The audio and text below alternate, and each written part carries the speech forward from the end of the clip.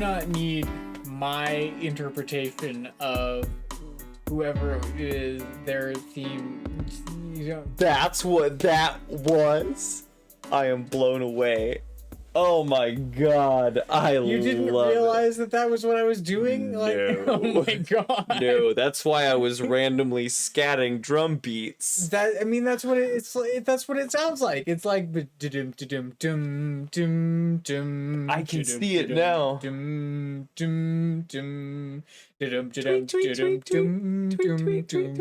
No, I definitely see it now, but like that's funny as fuck. I did not see it then.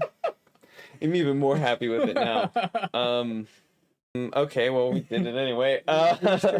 We sure did. Welcome back. Welcome to the PureJoy podcast, bi-weekly exploration of what brings people joy. I am your host, M, and this is our first guest we're welcoming back to the podcast, right? That's exciting. It's exciting to have a guest on twice. Good to be back. Yes, absolutely. Guest Gabe Stringer. Actually, I'm going to take all that back. It is good to have you. This is guest Gabe Stringer. I'm not going to take all of it back, but I'm going to take back this is your third time on the podcast.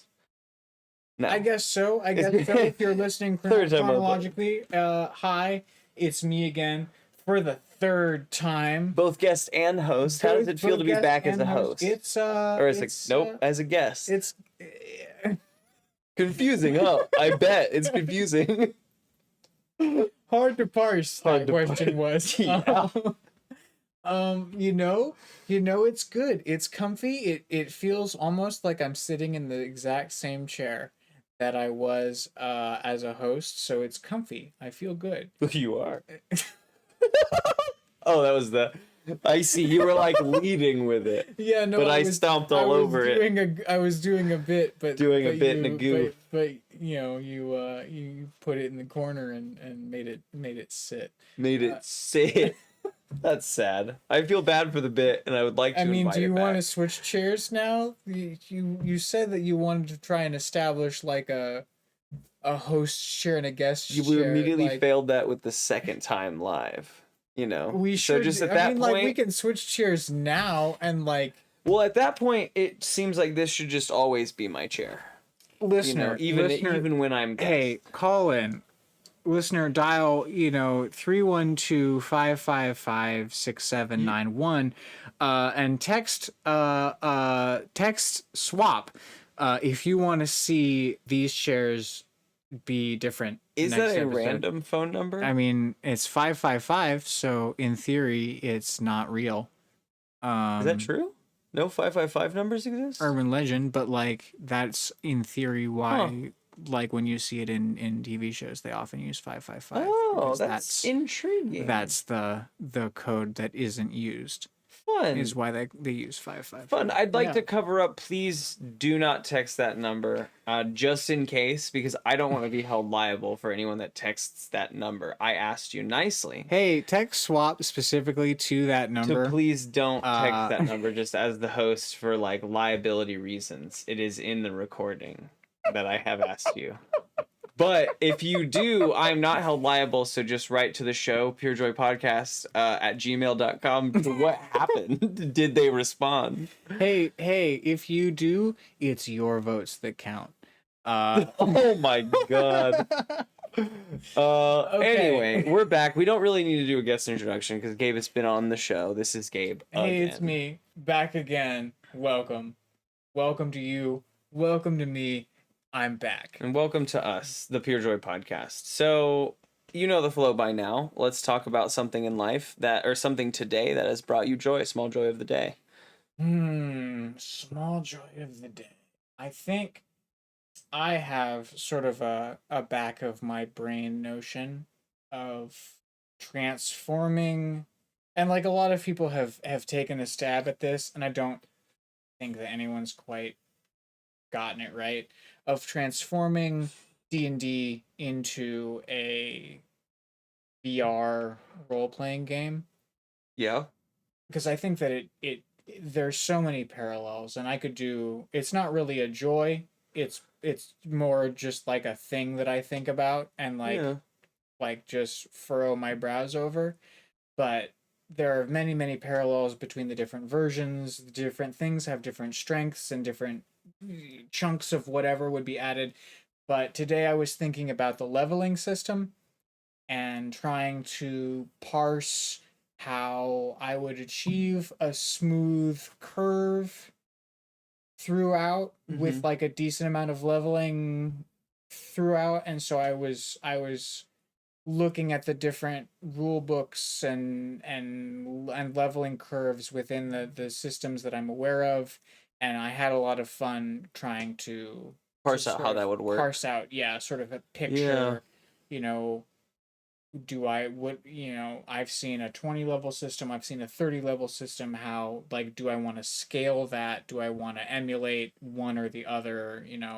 Those sorts of things. So There's this game that I got. It's probably the last game I have actually played on VR. I played it with a few friends online. I played it with Luke.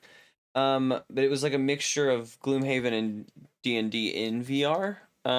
So like in conceptual in VR, you were a like when we were all meeting up in the lobby, we were people in a game shop, and then we would come around a table and pick characters and put them on a map, and it was all about moving in the allotted movement that you have and how you would attack based on the attacks you have available to you. You had like a little bit more of a resource management with cards, but it was like, oh boy, did it feel like D&D just with cards instead of a character sheet. Very intriguing, and it felt cool to be in that perspective, because I've played RPGs in which you're playing, like Skyrim is kind of D&D. Oblivion is a better example of it, and Morrowind even better.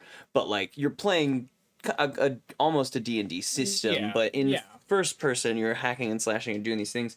It felt cool to know I could see my hands, I could see my little spectacles on the screen where I was looking through, and you just like pick up pieces and move them on a table. It was cool, like this perspective coming over the top. Is that kind of in your thoughts with this, or what is that experience? What does that look like for you in the VR space? I'm just curious about. That's a good question. That's a good question because I have mostly been thinking about it sort of in an architectural, like, mechanically standpoint. Like, how does it fit together mechanically? How does it fit together technologically? Like, what pieces of technology need to evolve in what ways in order to make this the way that I think it needs to be? Um, as a first person experience, I would love to. I mean, as immersive as possible. The fucking omnidirectional treadmill is not the way. I know that's. I've seen like videos of people trying that out. It's not. That's not the future. Um, but like bodysuits. It's bodysuits or it's pods or it's pods, scans or something. Like, I think we need to sort of there needs to be sort of a amalgamation of like neuroscientists and game developers. Like, there needs to be sort of a melding in that space before we get really truly immersive VR, because we have to be able to simulate experience, and like how much technology is necessary.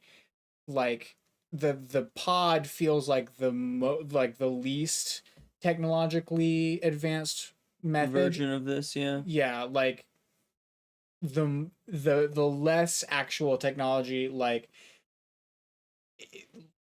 the least technology possible to me feels like some sort of a hat that you wear, like a brainwave, Interesting. like Sure, it's got yeah. pads or whatever. You know how like we've seen like in how the Cyberpunk movies, yeah, when like they how Cyberpunk does it, or like teachings. anytime that they're doing like a brainwave scan in a moderately advanced some kind of disc around the eyes fiction. and ears situation. That, like, in theory, that could simulate all of your senses. Yeah. In practicality, I feel like we'll probably have to sit at a pod or something of that sort to sort of simulate touch if we really want to go that far. This is interesting. I don't want to like go a million years in this rabbit hole, but I'm curious go about hard the like on this haptic... if we want to. It's not my joy, but it is a thing that I think about quite a lot. I'm curious about how the haptic vest sits for you. You know, this like I think it's called the woofer. It like sits on your thing, and it like it's supposed to be the impact of sound around you. And so like for Call of Duty, I think it would be the most terrifying. But like the bullets on your chest. That's interesting. I feel like that's a step in a direction. Yeah. I will say, to me, especially because I sort of lean towards subtlety. I'm big on like small nuance of facial expression, of body language, like when I'm interpreting a piece of media, like I am trying to interpret the minutia rather than the big huge things. I do feel like the vest only captures the most impactful, Yeah. like it's gunshots that you're feeling, or like bodily combat. Sure, But yeah. you're not, you know, you don't feel a breeze you're not feeling your a breeze. clothes. You're not, you know, when you're crafting, you're not, there's nuance there that I feel like you could experience in the near future. Anywho, so I do think, man, I think I could go down that rabbit hole for a long, long time, but we'll talk about it after the show. To move on, my small joy of the day is, so been doing this like side project. I'm getting Dungeons, Drive-ins, and Dice. I've been trying to like foster some viewership on the TikTok sphere. A little bit more focused on the podcast. Before I was doing it on like my main page, which has just this amalgam of shit at this point. So it's not at all focused. Your main page on TikTok. TikTok. Okay. And so I started a Dungeons, Drivers, and Dice podcast TikTok page, in which I'm going back through and releasing the backlog of the clips I've made. But I'm also doing this side project. This is the thing I'm really excited about. It is a look at the places in the universe, in the Back Atmos star system, that we either have touched on or haven't, but from a point of view of the Back Atmos Board of Tourism. And so it'll be like, and it's going to be, because I've seen other things like this, it's going to be like, just I sit there for hours and like have AI just generate imagery of a specific thing. And then the millions of ways that happens, and I like pick out a bunch of imagery, and then I like tell a story from this like Board of Tourism office. Sometimes it's to say like, go on this vacation, and sometimes it, you know, the places to go on vacation to have been not to places we've talked about or touched on or whatever. They're just to talk about the universe, to build out the universe. One of the little things was an industrial educast to teach you about the industry, and they talked about the lava collection planets and the Iranian mining planets, because we touch on those in the episodes. I thought that was like really neat. And then the most recent one that I did this morning was like stay away from this place episode. And so it was just like I got to deep dive into this thing. Again, it's nothing we've talked about. It's just to develop this universe. But it just feels really cool every time I do it. And I like look back, I'm like, that's like a cool little blurb from a tourism office. I don't have a TikTok, but please. I'll show you. I'll show you for sure afterwards. I am very curious. They're pretty neat because I haven't seen those. Yeah, I don't have a TikTok.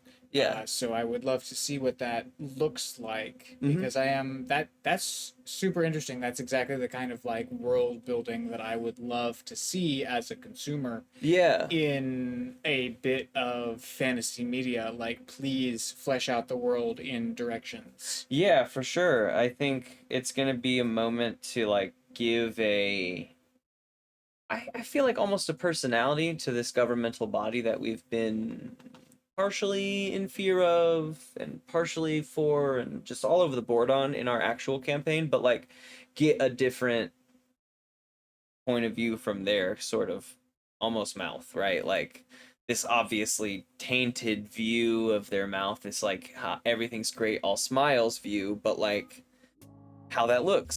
So it's been neat, and I did one this morning and I was just like really pleased with how it turns out. The first like black site episode where I'm just talking about a space you don't want to go.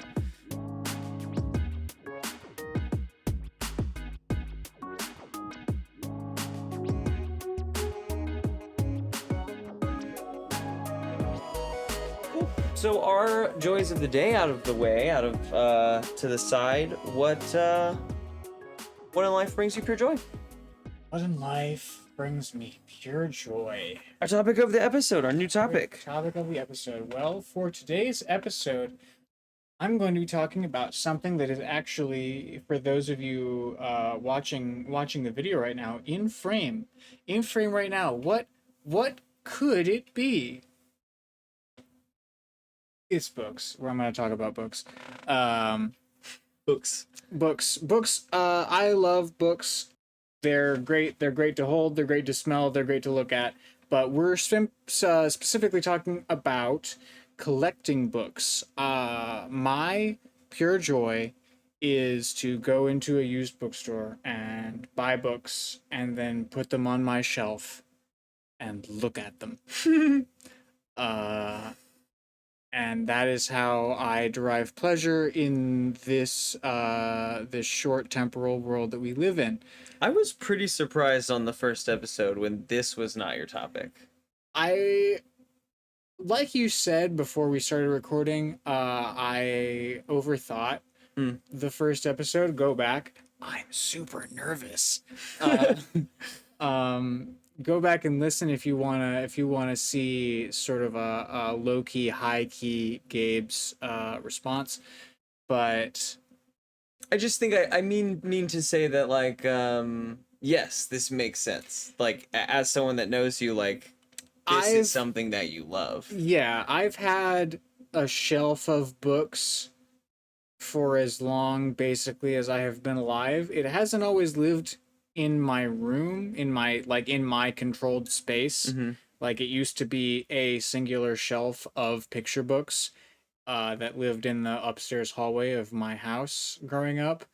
But I've always had a shelf of books, and that has grown exponentially as I have linearly grown in years. It's huge. Yeah, I topped out at more shelves than my childhood bedroom, the largest bedroom in the house at the time, could hold. When I saw your bedroom, I want to say I saw it in college, and there was a U of, like, every wall on three had of like three of the four walls had bookshelves, and then there was a separator in the middle of a row of bookshelves, so that you had a full immersion in books at some point around this circle. Yeah, not only did I have Front and back.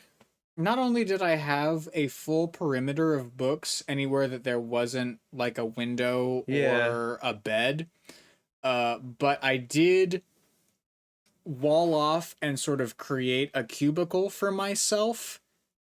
I walled off my desk with 2 additional shelves of books. Yeah. And then when I ran out of space with all of that, I put a bookshelf in the hallway. That was also my books. I do remember there was one outside the door too. Yep, there was one in the hallway, and that was the 10th shelf of books. I had 10 total bookshelves before I moved to Chicago. Yeah. At that point, I put all of those books in boxes except for the ones that I had already read or that fulfilled a specific genre. We can get into that if we want to, but like I boxed all of the extraneous books down to a core collection, and even that core collection took up I think I'm going to say 6 shelves. I think I had 5 or 6 full shelves of books. In the Chicago house, but you also in had the like Chicago a row apartment. of unopened boxes. I did. I had a whole every place that I have lived, I've had a whole room basically that had boxes of books. I am currently cataloging them. Yeah. My sister convinced me to get an app to catalog my books. And I am going through the boxes. There are 8 boxes over there. There are still, I think, 4 or 5 more behind the stairs over here. Right behind these shelves. Behind these shelves, behind the wall, there are more boxes of books, but I am now, I think, at 8 or 9 extraneous boxes that I've cataloged. Yeah. Yeah, I have got so many books. I am Yeah. well beyond the threshold of a library. According to my sister. So it's not just collecting stories. It's not just having a complete set. What about the like going out and finding this copy of Fantastic Beasts and Where to Find Them brought you joy, or the second the Hellboy, or like what about each of why books? Why not?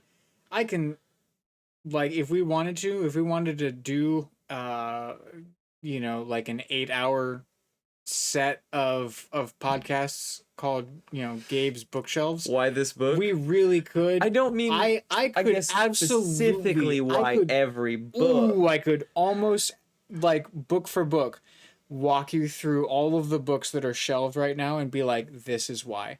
But there are more books that are shelved, but because there's also a bunch of these books that you have not read. Maybe not of these, but of the books in the 9 boxes that you haven't read or I've read all the books on this shelf. Okay. I have not read all the books on this shelf. Okay. I have not read all the books actually on any other shelf. The first shelf that I tapped, for those listening at home, was the shelf full of youth fiction, because I have an entire bookshelf of all the books that I read and enjoyed as a child. For maybe my own children or whatever, I don't know. At this point, I'm really not sure, but I have continued to keep them. And the ones that like where the authors kept writing and I stopped reading because I was not a child anymore and I was reading different books, I will get back to them because I am curious. I'm really curious what those characters got up to while I stopped paying attention. I don't think anything good. Like, I have gone back to a couple of these series since I became an adult, and when I came back to them, I was like, what is happening? Why are you don't read the 7th Artemis Fowl book, listeners at home. 1 through 6. Hey, 1 through 6 is really good and does some really interesting things. The 7th one is full ass nonsense. It does make sense within the world of the story, but like, it sucks. Hey, Owen Colfer, write a better book. Write a different 7th book. Write a different. I haven't read the 8th one, but I have read the 7th one, and it sucks. What if the 8th one makes the 7th one okay? Then I'll fully change my tune. Okay, you heard it here first. Here's the thing. Like, it sucks until 8. I say this. I don't really say this about books very often because, like, once a series has started a tailspin, it doesn't feel like it stops. Like, they have to continue from where the last book left off, and if the last book left off somewhere poor, like there it is. Sure. But I say a lot with TV shows. We can do sort of. I'll give you a lot of leeway in the middle if you started off good. It's all about how you land.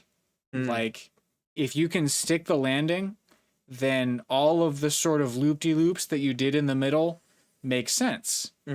If they don't make sense, then you haven't stuck the landing. Yeah. Even if the landing is way far away from where I, the viewer, thought that we were going to land in episode 3, by episode 9, I'm probably back on board if we're going to stick the landing because we've made the loop-de-loops make sense. And that's always sort of the trick with modern prestige TV is how do we stick the landing? And that's tough. It's the same problem that we sort of see in some of the longer form youth fiction. I don't really know what the original question was. The original question really stems from why books and not like you could have this collection on a Kindle. You could have this collection on your computer. Why do you? Because I know that you specifically go out and you have a collection that you're looking for, and you know of other ones that you're looking for, and so you'll go out to bookstores and you'll look for that copy of that book. Okay. I'm gonna say this to you, the audience, right now.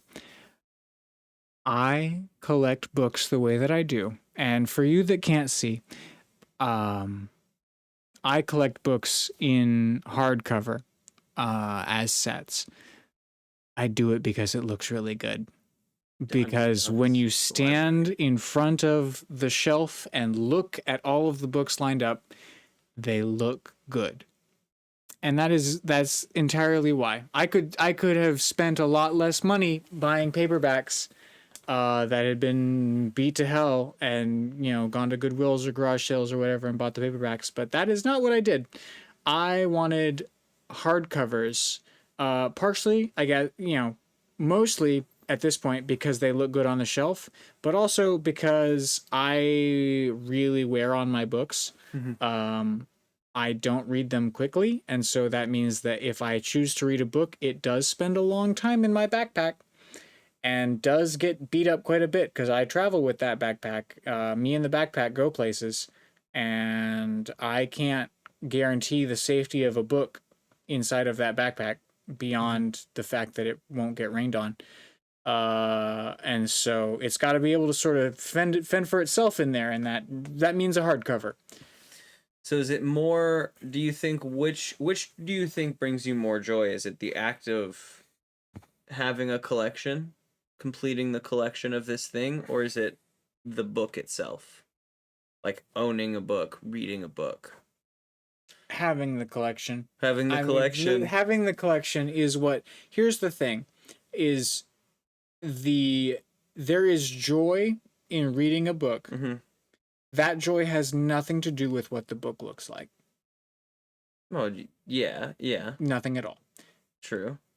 And so separate from that joy, there is a different joy that is the joy of looking at the books on the shelves. A beautiful book on the shelf. A beautiful book on the shelf. If you've got, you know, leather bound or cloth bound, it's got the little ribbon or whatever, you know, it's part of a series and they all look the same, like that feels good.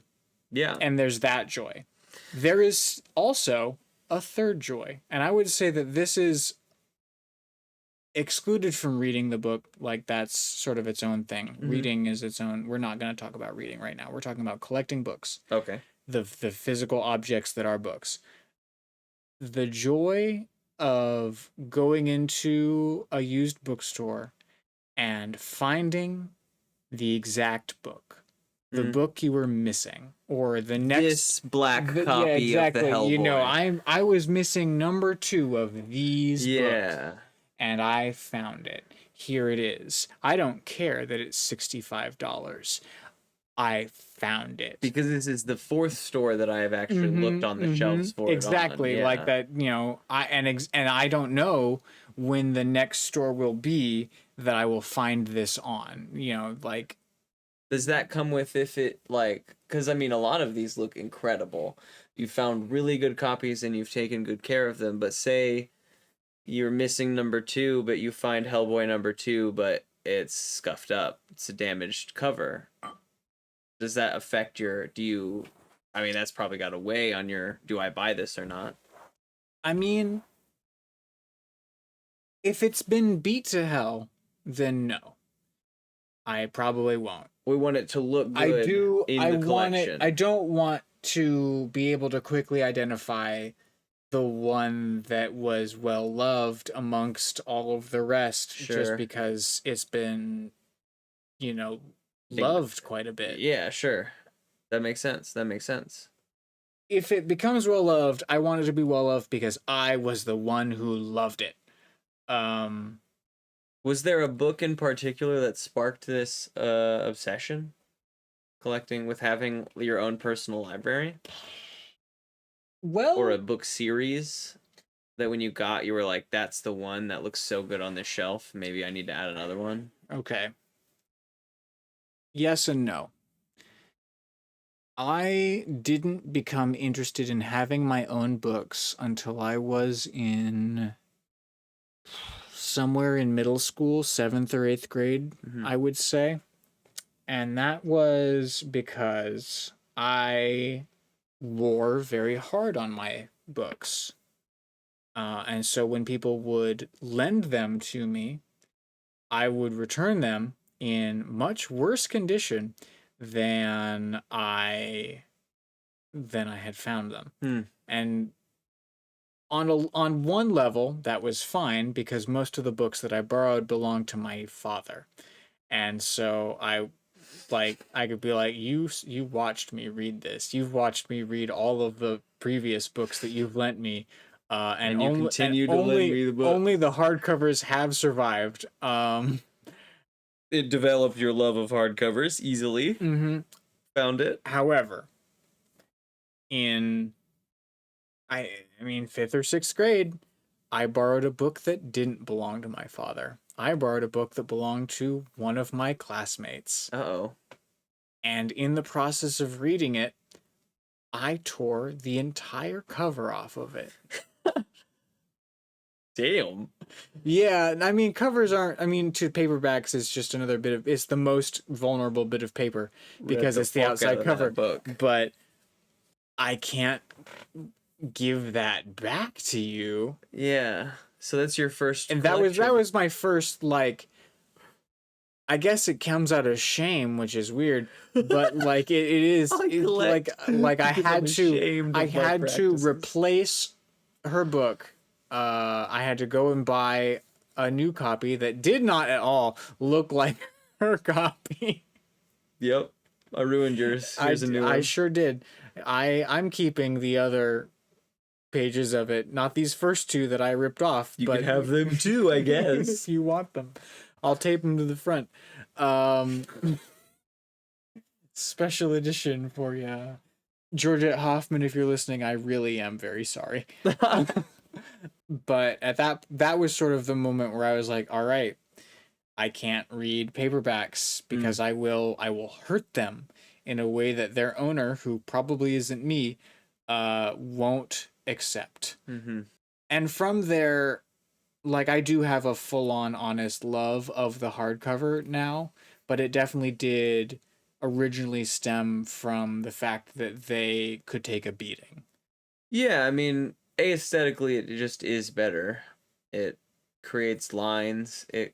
You can see the hardness, and you can, I mean, on a paperback, you can see the softness. You can see the bends and the everything. So it's aesthetically more pleasing, and also just like texturally, you can feel that it's gonna hold up. Like a paperback bends in your hand when you're reading. Oh yeah, like, yeah. I notice that often I'll be like bending the pages as I'm like reading over an arc. Horrifying. I don't know. I like to fiddle. No, I understand it. I understand it, but like I'm still horrifying. Still horrifying when you see people out in the world reading a paperback and they've got the full cover bent around the back and they're like just pinching the whole thing shut. Oh, oh, it's not a good feeling. Hey, you shouldn't do that to your book. Excuse me, who are you?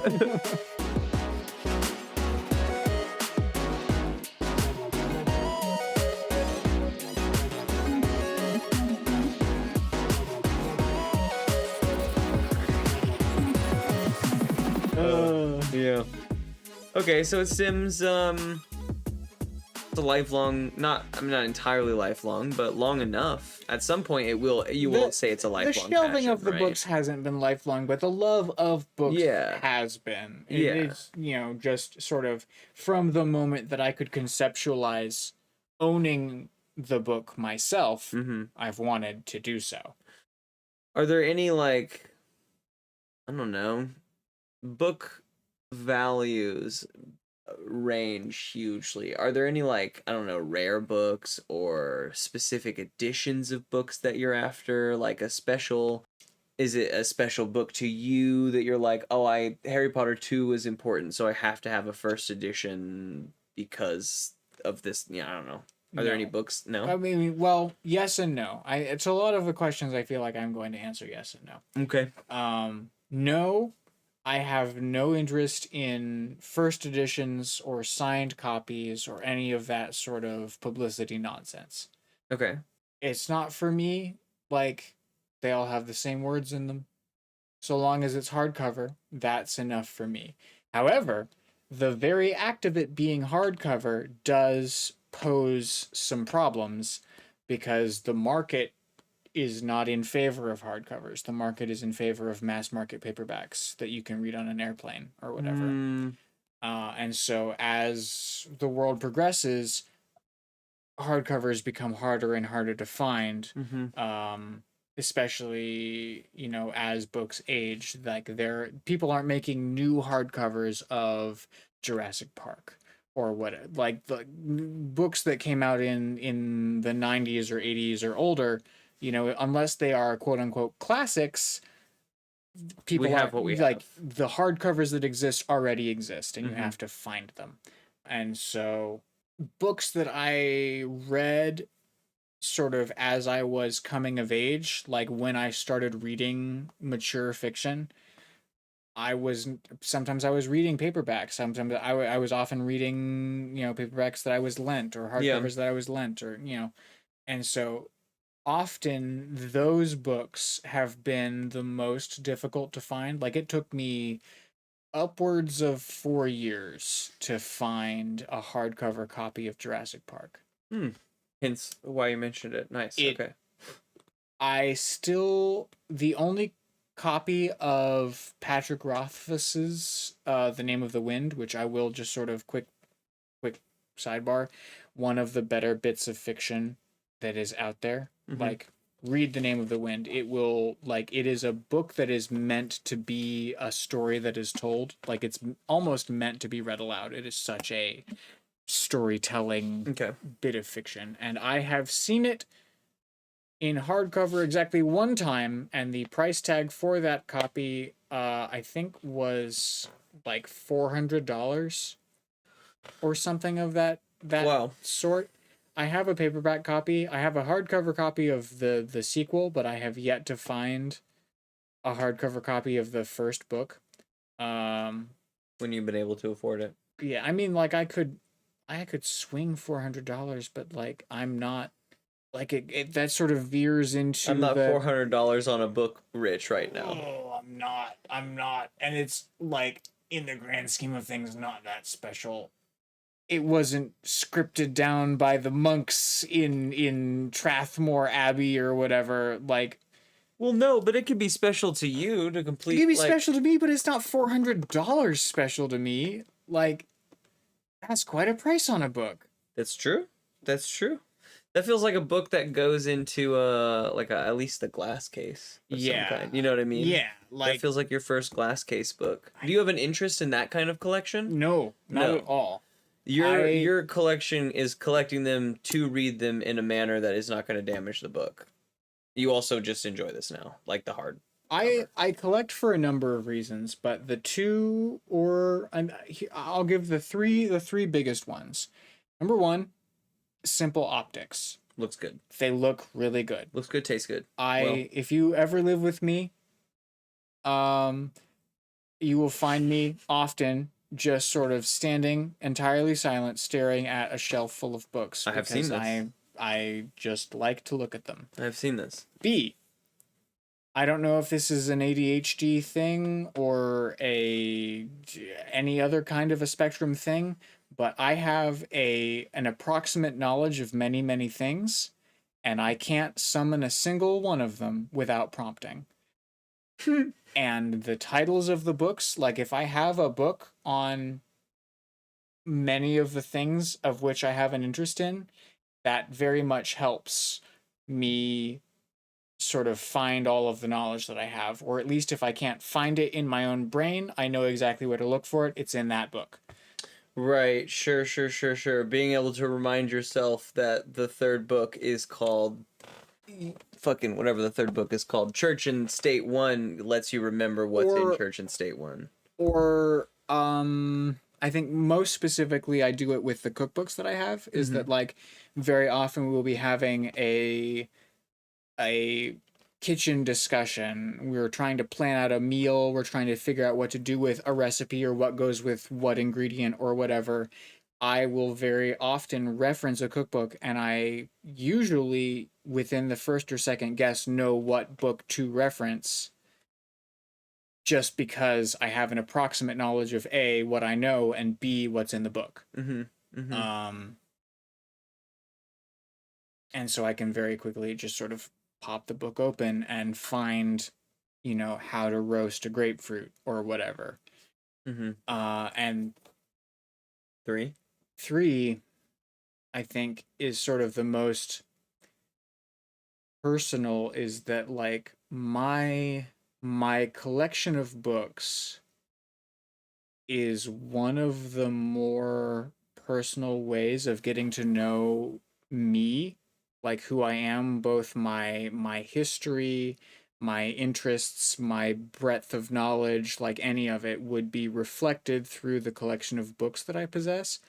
And so having them there as a point of interest, as a topic of conversation, sort of is a as an easy gateway into who I am and where I'm at, for someone who doesn't know me, or for someone who even like has an assumption that they know me. Like, asking about the books that I have is a way to very quickly get up to date on where I'm at, because the books that I have and what I'm interested in talking about is very much a reflection of where I'm at in the moment.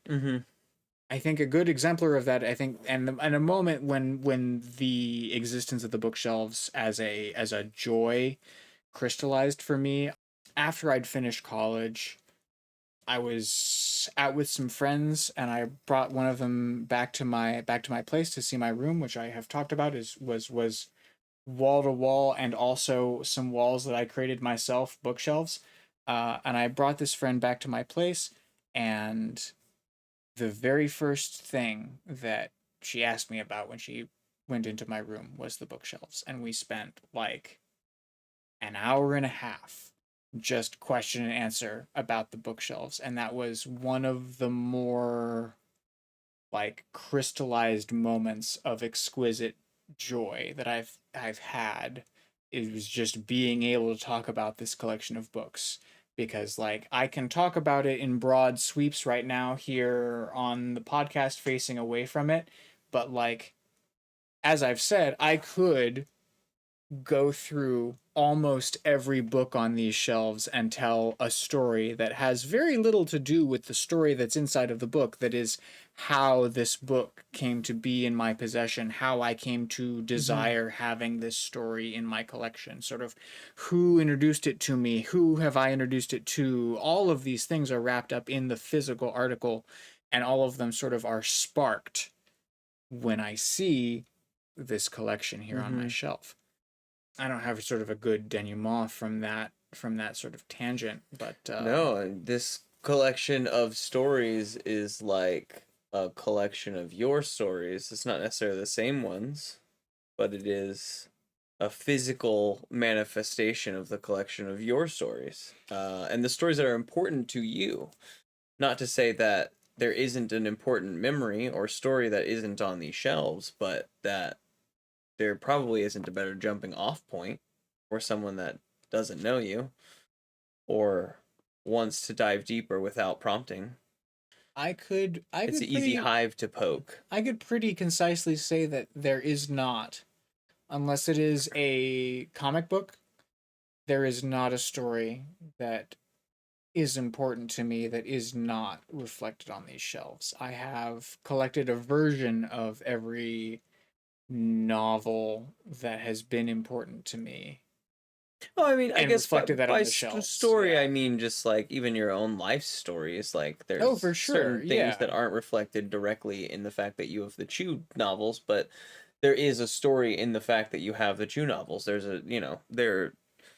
Yeah, my entire life story is not reflected in these shelves. Yeah, but like my entire story of literacy basically is reflected. Like I've got somewhere here, down there, wherever, I have like the picture books that I read as a child. Like I have like I've been fortunate enough to have kept together much of the media that I consumed growing up as far as books go. Mm-hmm. Do you have a way that this dream looks like for you? That this joy looks like for you in 10 years? Is it a big, I don't know, do you want to open a library? Do you want to have your own personal, like, tucked away with a fireplace, 2 stories, there's books everywhere?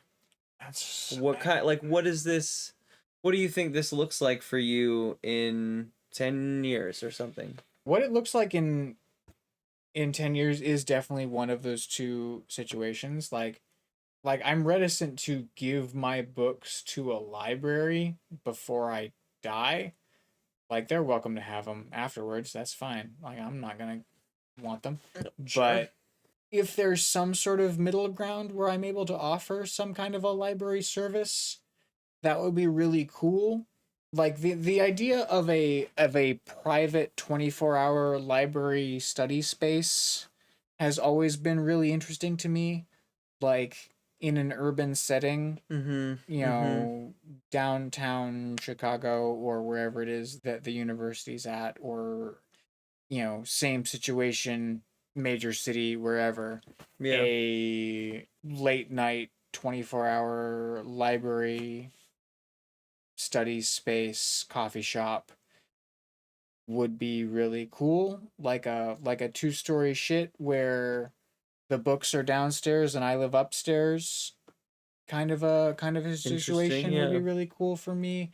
Or if I'm independently wealthy, like a house full of books in fuck all nowhere where I just sort of sit in a very comfy chair on the porch and my life's goal is to read all of them. Mm-hmm. That too is an excellent way to spend the time. Like there are a lot of different directions that this many books can lead me in. I'm hopeful that they are what leads me in a direction. If it turns out that something else leads me in a direction, that also is fine. But like, I would very much like to have the books in mind as I take a first step forward into another thing. Mm-hmm.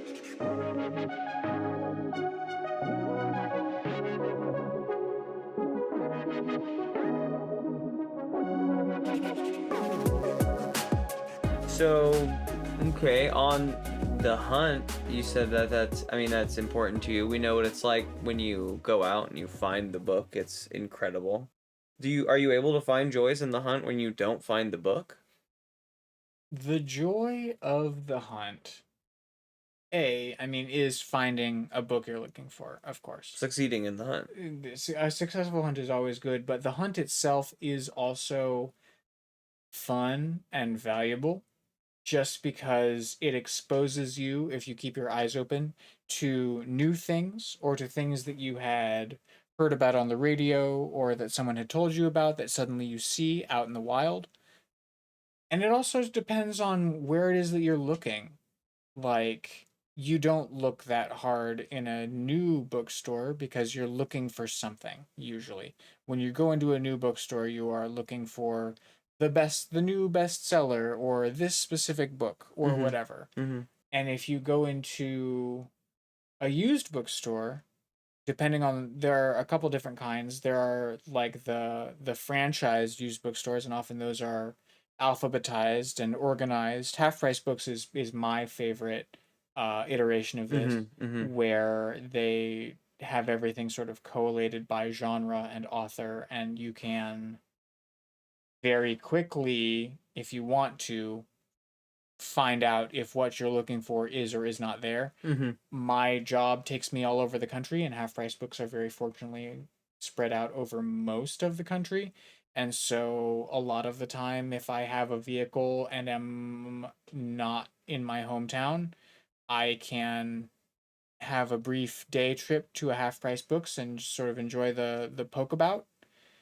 But true used bookstores, the non franchised ones, are, I think, the most interesting. I don't I don't buy from them as often because very often they do have not as good versions of things I can find elsewhere. Mm-hmm. But the fun of a true used bookstore is that for the most part, everything is to a degree shuffled. Mm-hmm. And you have to book to book to book actually look at what is on the shelves in order to discern if it has any value to you, if you are at all interested in it. And So you actually have to go on like a real search. you It's have not to just like actually look checking if at they it. have it, but And you it's can searching. and in any used bookstore this is the case. Like if you're in a half price, you can go in and look closely at every book. Yeah. Because every half price will be different. And Sure. every time you go in, it will be slightly different because they have changed the stock. Or just Because any do customer could have shuffled books exactly. as well. They do a brisk business in there, and so things change.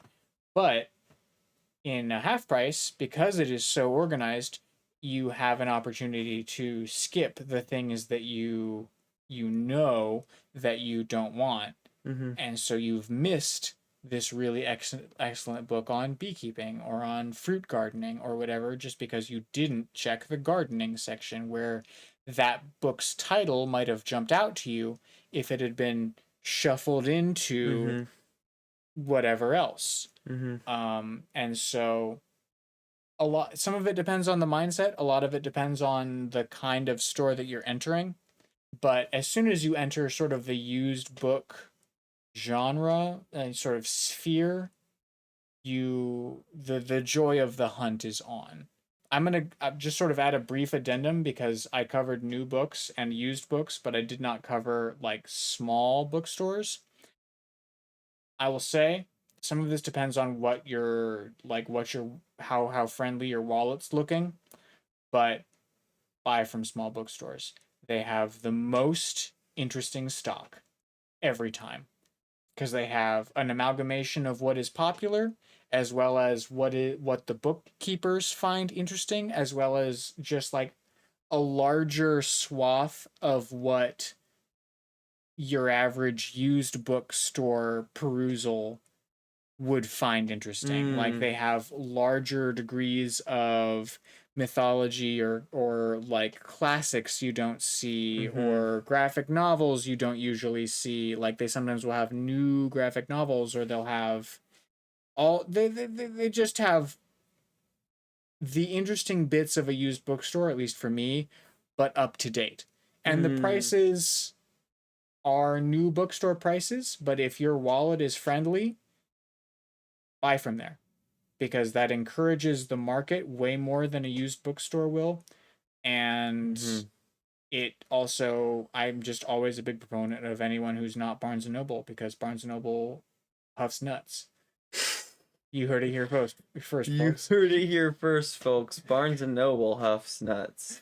We Uh, went out to see The Little Mermaid. Kenna chose the theater in direct relation because it was next to Barnes and Noble's, and she wanted to do a walkthrough. And we got over there, and Barnes and Noble's had shut down. They continue to huff nuts even when they're not around. They'll ruin your plans. they huff nuts. I'm like, their selection is garbage, and they have no hardcovers. Like it's bad. It's bad in there. If you want like longevity in your books, don't go to Barnes and Noble. Go anywhere One of else. the only stores with the kigurumis, though. You can just go pick up a kigurumi at a Barnes and Noble. Oh, what? It's the big like Snorlax onesie I have. Oh, It's a worth it purchase, but I mean, I have seen it, and it does look like a fun it's thing to comfortable. wear. You can It's just buy a not. onesie online though. Yeah, it's I'm not just what I kidding. go to a bookstore for. You don't go to bookstores to see if you can find a used Snorlax Kigurumi? Give me your hardcover used Snorlax Kigurumi. Hi, half price. I have this stack of books and also this onesie that I did wear twice. Oh, you want it? Well, you take it's Snorlax. It's a Look at it, Snorlax. like it. Someone will buy it probably. I can't say I've ever seen a piece of clothing, but I have seen some wild nonsense out in the used book space.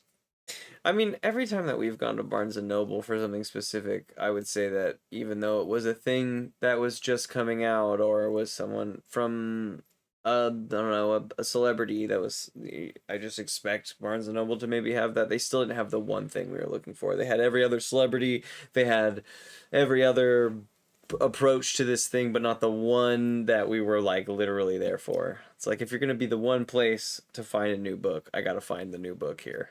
I often go. I think the most consistent time that I find myself in a Barnes and Noble is around Christmas because I have difficulty relating to other people unless it is through books, which is a blessing and a curse. Because if the person likes books, then it is perfect, spot on. And if they don't like books, then it's a useless stack of paper. Um, but I will often find myself in a Barnes and Noble around Christmas time because they do have a broad selection of the new thing, even if it's not in the condition or edition that I myself would purchase. I'll happily purchase it for someone else. Like, that's fine. Mm-hmm. And so that often will be where I will look. I will say that this last Christmas, finally my cousins are at an age where they are reading chapter books. Hmm.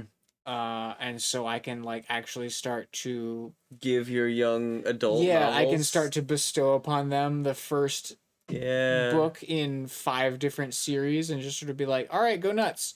Whichever one sticks, I got more for you. I've got so much spaghetti in this pot.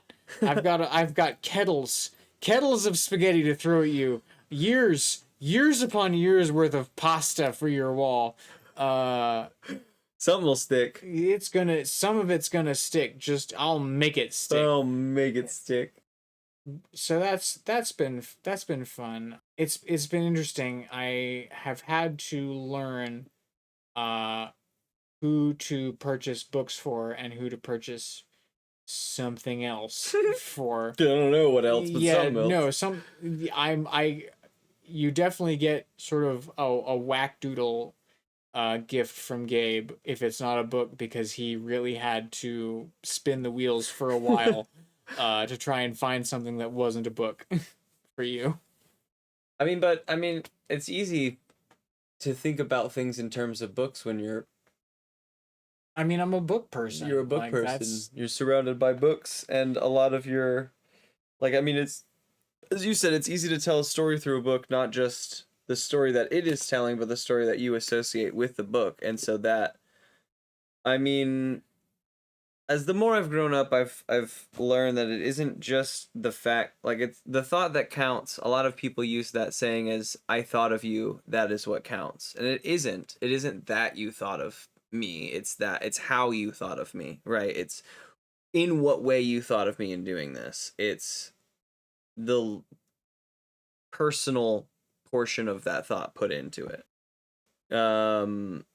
So I think that, like, I mean, just from the point of view of talking about all this, I think that like a book from someone who looks at books in this way is a more meaningful gift than attempting to get to the bottom of something that they really want, because it's more about the personal moment of this book handing. It's about the story I can tell you, or the story that we are developing or have developed around this title or something. So that can mean a lot more, and I can only imagine trip you up when that is not landing as you want it to.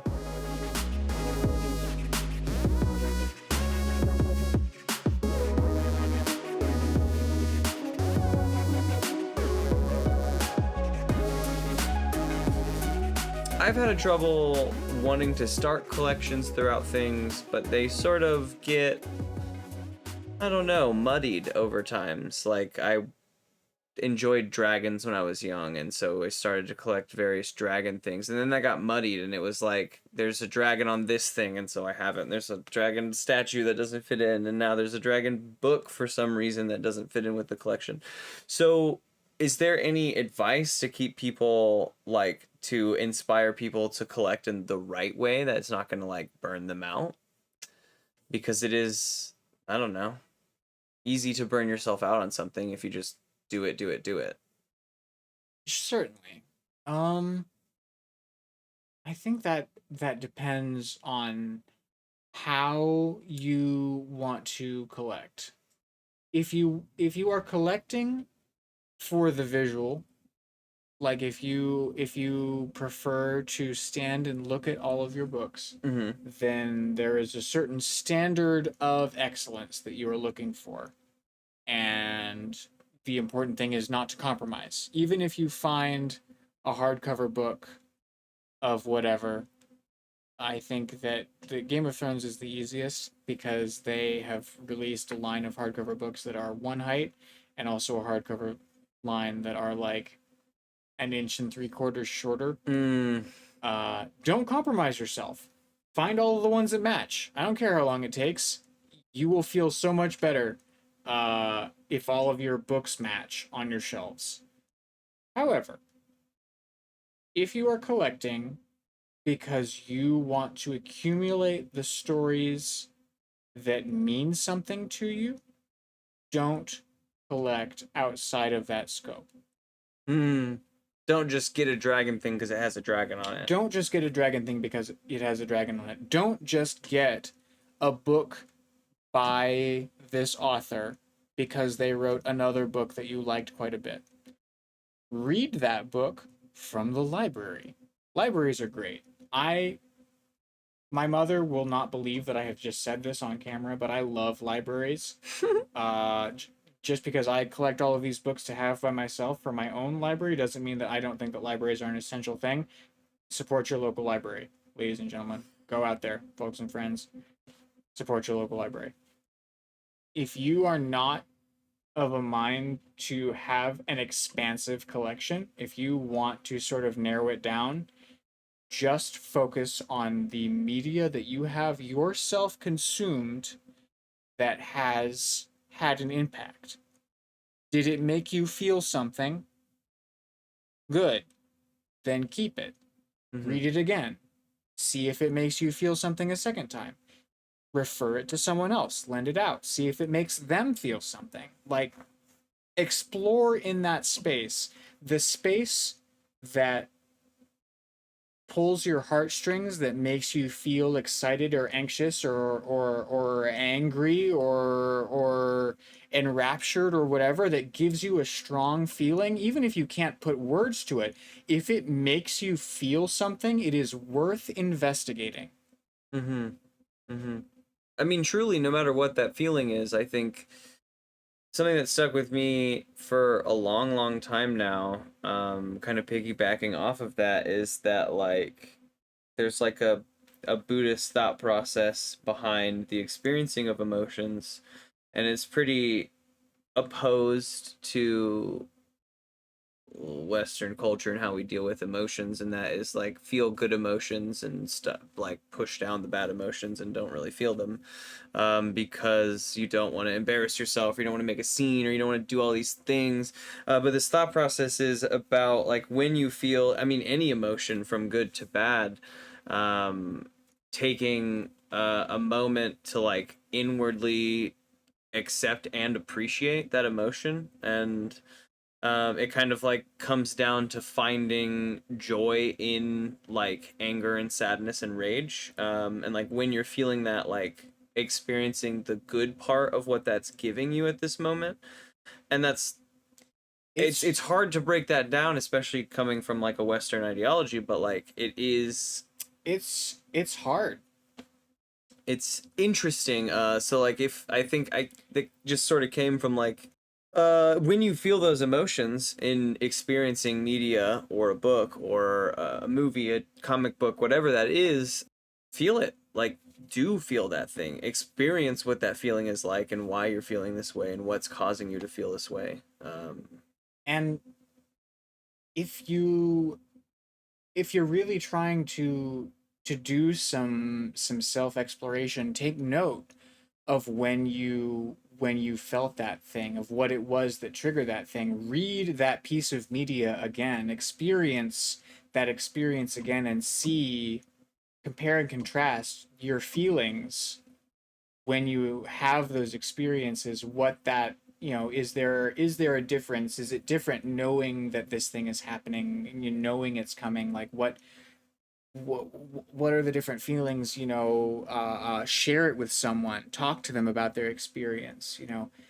I think that it takes a great amount of mental fortitude and perhaps, potentially controversial opinion, but perhaps a unhealthy amount of mental fortitude to completely remove yourself and be able to analyze an experience in the moment. Yeah. I think that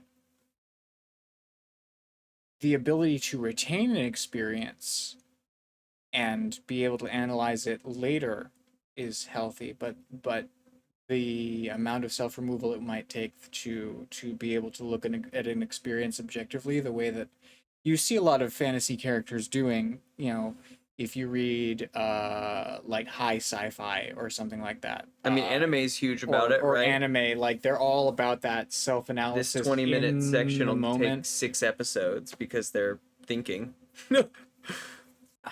Yeah, and I could talk about anime self-processing for a while. Like I have many thoughts about that also, but like experience is precious. And there's value to be gained like in the moment that you are having an experience, especially if it is an experience with a piece of media. You can repeat that process. Like you can read it again, you can watch it again, you can listen to it again, and you can prolong the process of digesting that media and really gain something from it. When you feel something experiencing a piece of media, that is generally an indication that there is something to be gained for you. And sometimes it's easy and is realized in the process of self-reflection after experiencing it, and sometimes it takes a second or a third baptism in that media to have whatever realization the media contains. It's true. But the indication remains the same, that it made you feel something. It impacted you in some way. Yeah, you got goosebumps. You felt a pit in your stomach. Your eyes felt watery. Like whatever it is for you, that is the experience that you have when you are engrossed in good media. That experience means that there is something to be gained there. Yeah. Or at least something to be learned there. Usually we try to wrap these up with a good summary, but I think that is a good summary of what we've been talking about. I mean, you've even given it a 3-point list, right? The aesthetics of the collection, the stories behind it, and the hunt for it. So yeah, I think that this is a good moment to begin appreciating you folks for coming on out and joining us on the PureJoy podcast with repeat guest and host Gabe Stringer, back again to refine his joy a bit more and talk to us about his love of collecting books. And it's been a pleasure to be here. If you're more interested in the collection, write in and tell us about it. I mean, 100%. The email is definitely down in the description below, the purejoypodcast@gmail.com. Ask questions, please. I have lots to say. We'll have answers. I have lots to say about a lot of topics reflected in these bookshelves. You want to talk about Batman? I'll talk about Batman for a while. He will. I will. He will. Yeah. But yeah, we want to appreciate you folks for coming on out and listening to another episode of the PureJoy podcast. We want to thank MioWnize and Merda for allowing me to use their music in the intro, the outro, and the transitions in between. You should try and interview them at some point. Try and get them to come on out. I think I could, actually. I think that would be relatively easy to That'd be cool. Yeah, that would be cool. That's a good point. Yeah. Yeah, absolutely. Thank you, MioWnize and Merda, for your transitions and being a part of our show. in the intro and outro. If you enjoyed our banter at any point in this episode or the last episode or in Gabe's first episode, check us out on the other podcast that we are both a part of, Dungeons, Drive-Ins, and Dice. Currently playing Dungeon World in a space-themed universe, but moving on to, we have Monster of the Week and Dungeons and Dragons on the docket, so tons of new content if Dungeon World is not your vibe. But if you enjoy our vibe, there's a bunch of other friends that join us, and we play tabletop role-playing games, so check us out, Dungeons, Drive-Ins, and Dice. Wherever you're listening to this podcast, you can find it. It's well worth the listen. It's good stuff. Yeah, we put a lot of work into it. It's coming out pretty well. Make sure that you rate and subscribe to the show so you can see when the future episodes go up. And other than that, folks, thanks again for listening on in, and we'll see you next time.